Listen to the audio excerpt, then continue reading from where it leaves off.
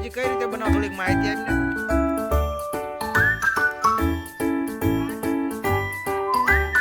એમ ના હોય.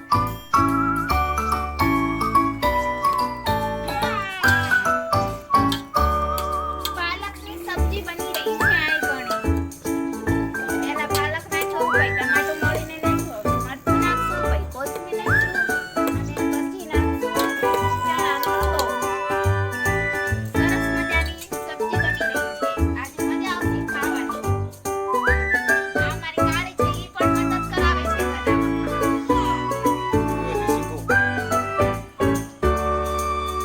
તારે ચબુ કઈ કેવું હે? આ શું હે ચબુ? શીખવું હે કે?